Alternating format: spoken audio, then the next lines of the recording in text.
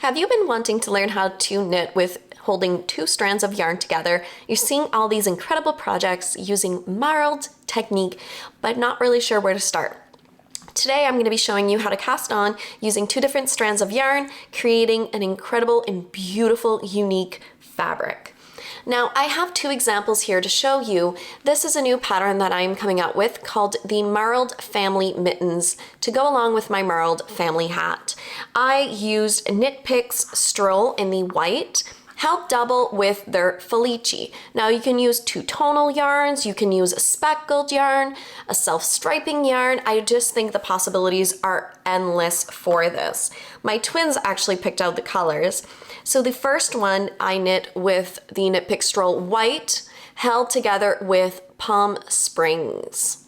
Beautiful color, and you can really see, you still see that gradient fade, but it blends it in with the white. I just think that this looked amazing together.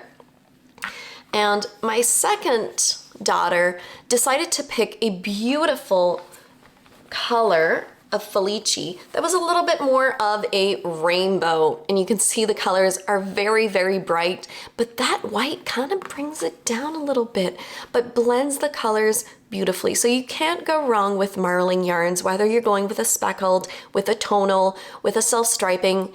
It's just a lot fun. And I will put all the details and links to these yarns in the description box below in case you would want to go and snag some for yourself. But I really enjoyed it, so I want to show you how to cast on and get started with marling some yarns together.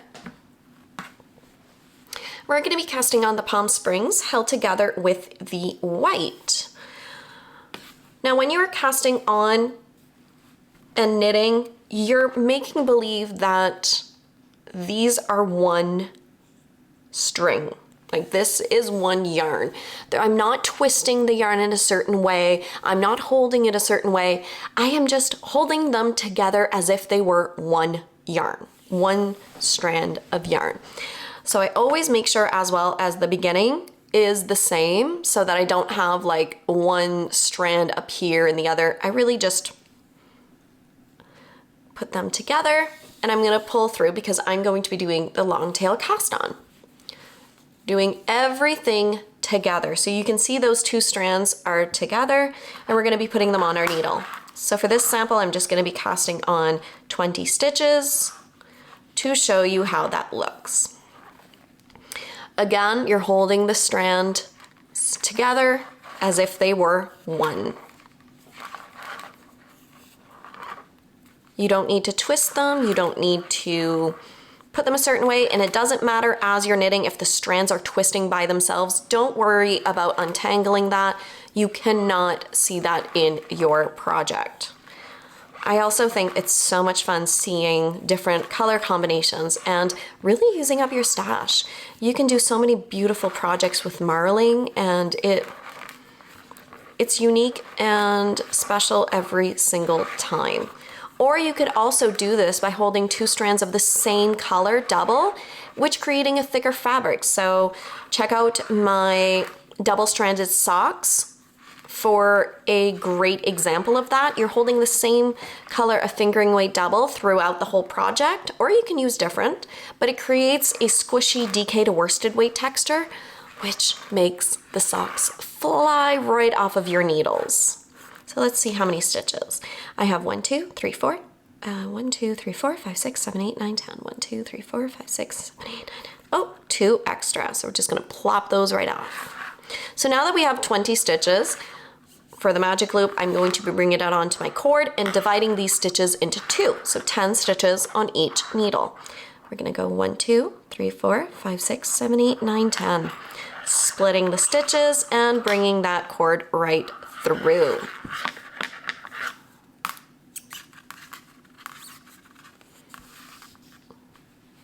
You always want the working yarn to come from the back here, and you want to make sure as well that you are not twisting any of the stitches. I will put a link to my videos down below I did on how to join in magic loop together, making sure that you're not twisting any stitches. So a little two different techniques that you can use.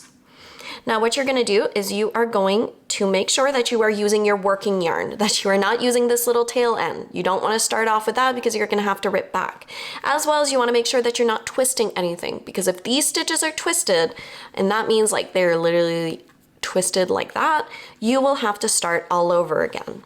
Now you're going to take out this back needle while holding the stitches together.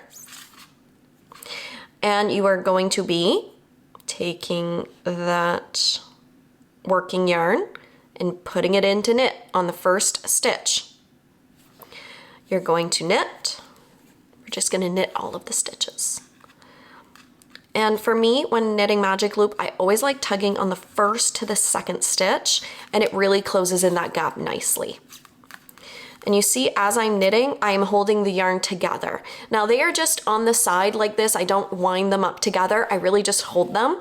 And as I feed into my hand, I'm just holding them double.